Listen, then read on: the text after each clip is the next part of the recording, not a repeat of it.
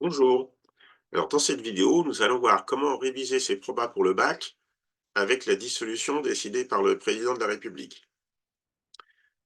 Alors, on va rappeler déjà on va faire quelques petits rappels de probabilité. Donc, ce qu'on va utiliser surtout dans cette vidéo, c'est la notion d'espérance.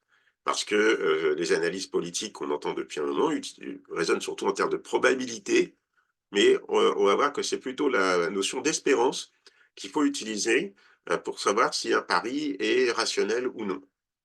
Alors, prenons un exemple. Imaginons un jeu à gratter, hein, avec 1 billet sur 1000 qui comporte un gain X de 1 000 euros. Donc, ça veut dire que vous avez une chance sur 1000 de gagner 1 000 euros. Et une chance sur 20 de gagner 10 euros, mais tous les autres tickets sont perdants. Alors, on va calculer ce qu'on appelle l'espérance de gain du joueur. C'est-à-dire, alors ici, le plus simple est peut-être de prendre les nombres ici qui sont donnés pour comprendre de quoi il s'agit. Donc, vous avez un billet sur 1000 qui vous fait gagner 1 000 euros. Ça veut dire que si vous jouez très, très, très, très longtemps, à la limite, si vous achetez tous les billets, eh bien, vous allez gagner 1 000 euros fois 1 sur 1000 en moyenne. Donc, c'est-à-dire en moyenne par billet, vous allez gagner 1 euro en moyenne par billet à cause de ce gain de 1 000 euros une fois sur 1000.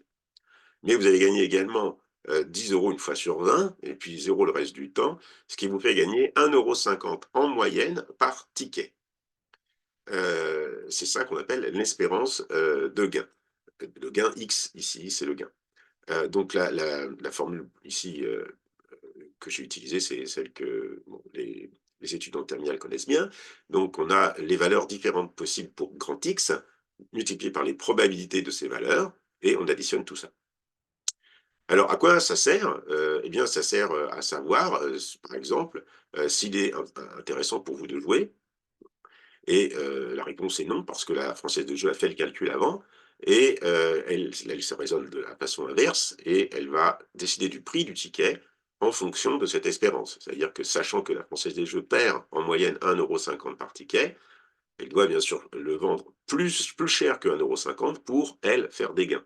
Ce qui fait que vous, comme vous allez débourser, par exemple, 2 euros pour acheter le ticket, et que vous allez gagner en moyenne 1,50 €, vous allez en moyenne perdre 50 centimes à chaque fois. Et au contraire, la Française des jeux va gagner 50 centimes à chaque fois.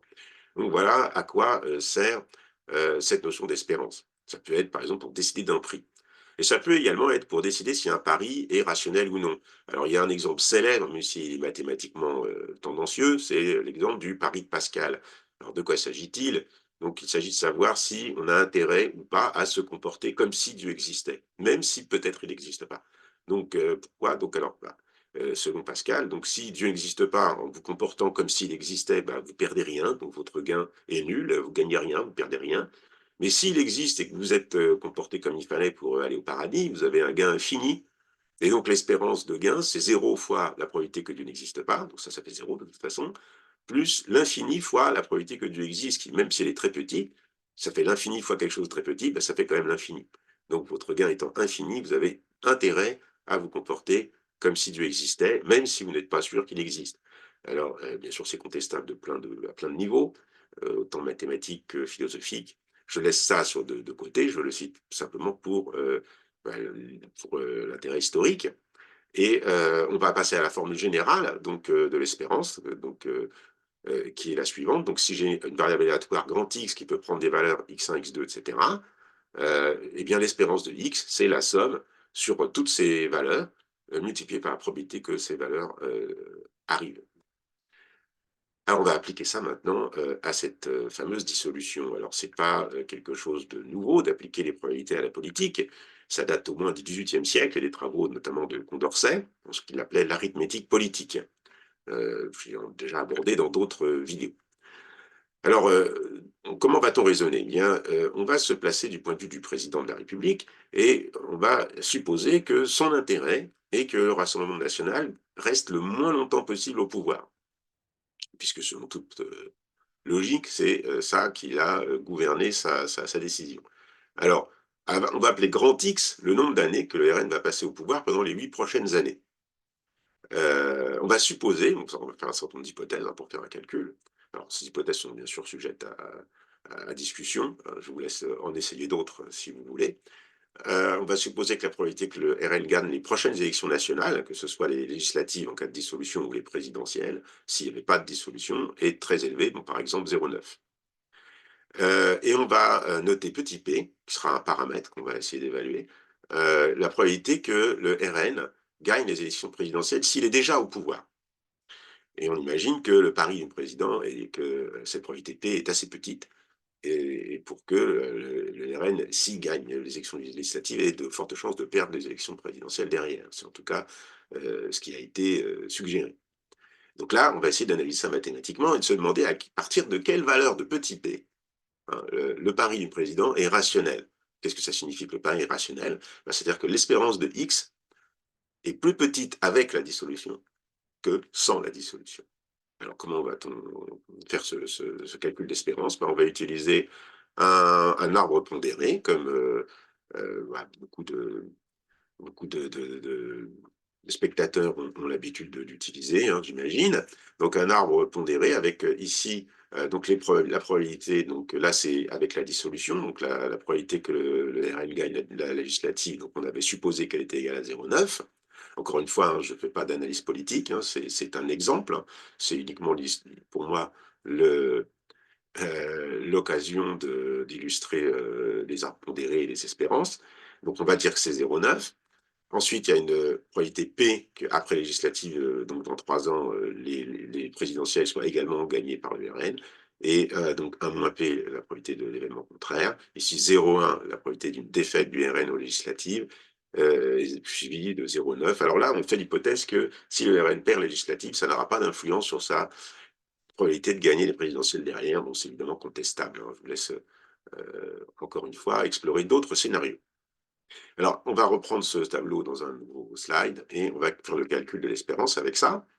Donc, l'espérance de X, donc le nombre d'années passées au pouvoir par les RN en cas de dissolution, bon, c'est le cas qui va se produire, donc sachant, alors c'est ce qu'on appelle les espérances conditionnelles, hein, ça c'est pas au programme du bac, mais c'est exactement pareil, c'est que les espérances classiques, sauf que vous allez remplacer partout des probabilités, la probabilité que X égale 8, par exemple, vous allez remplacer par la probabilité que X égale 8, sachant vous allez mettre des probabilités conditionnelles à la place des probabilités. Donc l'espérance de X, sachant qu'il y a une dissolution, c'est alors 8 ans fois la probabilité que eh bien, c'est X égale 8. Et alors la probabilité que X égale 8, c'est la probabilité de cette branche là-haut. Donc ça veut dire que c'est 0,9 fois P. Donc ici, je remplace par 8 fois 0,9 fois P. De même, j'ai la probabilité, j'ai la possibilité que le RN reste 5 ans au pouvoir. Ça voudrait dire qu'il a perdu les législatives puis gagné les présidentielles. Donc ça fait 0,1 fois 0,9 fois 5. Et enfin, la probabilité qu'il passe 3 ans au pouvoir, donc en gagnant les législatives, donc 0,9, et en perdant les présidentielles, donc 1 moins P. Donc ça fait 0,9 fois 1 moins P, multiplié par les 3 ans. Et puis bien sûr, la branche qui fait 0 ans, là, elle ne compte pas dans l'espérance. On additionne tout ça et on obtient 4,5 P plus 3,15. Pour comparer à l'espérance qu'aurait eu le Rassemblement national de nombre d'années de pouvoir, sachant qu'il n'y a pas de dissolution. Alors, s'il n'y a pas de dissolution, il n'y a qu'une seule élection, c'est l'élection présidentielle, et la probabilité de gagner, on avait supposé qu'elle était de 0,9. Donc 0,9 fois les 5 ans de mandat présidentiel égale 4,5 années. Donc, le pari du président est rationnel si ce nombre est plus petit que ce nombre. C'est-à-dire que la moyenne d'années passées au RN, l'espérance d'années passées par le RN au pouvoir avec la dissolution est plus petit que 100. Alors, on a une équation à résoudre, 4,5 P fois 3,15 inférieur à 4,5. On résout ça sans problème et on trouve P plus petit que 0,3. Ça veut dire que pour que le pari du président soit rationnel, il faut que la probabilité que le RN gagne les prochaines présidentielles soit plus petit que 0,3. Ah, ça paraît peu, et ça paraît un peu risqué, effectivement. Mais alors, la question est combien vaut P? Alors ça, je n'en sais rien. Pas de problème, personne n'en sait rien. Alors, basé sur les résultats depuis 1980 des élections nationales, j'ai quand même fait une petite estimation. Alors, je me suis peut-être trompé, je laisse les spectateurs vérifier. J'ai compté 11 élections nationales. Et j'ai regardé les victoires des partis au pouvoir et j'ai vu que le parti au pouvoir avait gagné, quand il était déjà au pouvoir, que 3 fois sur 11. J'ai pas compté les législatives qui sont faites directement après une présidentielle, parce que là, elles sont systématiquement gagnées par le parti au pouvoir. dans la foulée. Donc j'ai compté tous les autres, le cas et j'ai trouvé 3 fois sur 11, c'est-à-dire seulement 0,27. C'est-à-dire qu'un parti aurait seulement, une probabilité 0,27 de se maintenir au pouvoir, d'une élection à l'autre. Et ce qui est plus petit que 0,3 et qui aurait tendance à dire que finalement, peut-être un peu contre toute attente, le pari du président serait rationnel. Bien sûr, ça dépend des valeurs qu'on a choisies ici. Là, j'ai pris 0,9, hein, c'est une estimation au doigt mouillé. Alors, comment améliorer un peu les choses? Bah, justement, en introduisant un deuxième paramètre. Alors, on pourrait dire, bah, on ne connaît pas la probabilité que le RN a de gagner les prochaines élections nationales. On va l'appeler P' et on va faire un calcul avec deux paramètres. Donc, avec deux paramètres, on va avoir un arbre qui va être ressemblé à cela. Donc, on a une probabilité P' ici, P ici, avec les probabilités des éléments contraires. Le calcul est exactement le même. On remplace le 0,9 par P' et le 0,1 par 1 moins P'. Et on obtient donc 8 fois P', la branche du haut, plus 3 fois P' fois 1 moins P, plus 5 fois 1 moins P' fois P'. Et en développant et en factorisant par P', on obtient P' fois 5P moins 5P' plus 8. Voilà pour l'espérance de X avec dissolution. L'espérance de X sans dissolution, bien sûr, c'est P', la probabilité de gagner au présidentiel, fois 50. Donc P' fois 5. Donc on voudrait que ça soit plus petit que ça. Donc on a l'inégalité suivante, l'inéquation suivante, qu'on résout facilement et on trouve P' strictement supérieur à P plus 0,6. Alors qu'est-ce que ça signifie? Donc ça signifie que la probabilité que le RNA de gagner une élection, à la prochaine élection, soit supérieure à la probabilité qu'il aurait de gagner la présidentielle en étant au pouvoir de 0,6. C'est-à-dire, par exemple, en prenant mon estimation que j'avais donc faite avec les résultats des dernières élections, j'avais trouvé P à peu près égal à 0,27. Et si on prend P égal à 0,27, ça veut dire que P' doit être supérieur à 0,87. Autrement dit, le pari du président de la République est rationnel, à condition que la probabilité que RN aurait de gagner les prochaines présidentielles sans dissolution soit au moins de 87%, donc 0,87 de probabilité. C'est-à-dire que, voilà, bah, c'est assez, finalement, ça rejoint un petit peu le bon sens, c'est-à-dire que le pari est rationnel si les probabilités de victoire du RN aux prochaines présidentielles sont très grandes, et le très grand ici est estimé à 0,87. Voilà, encore une fois, c'est plus un exercice de maths qu'un exercice de véritablement d'analyse politique. Je vous laisse commenter, je vous laisse envisager d'autres scénarios et me dire ce que vous en pensez. À bientôt pour une autre vidéo.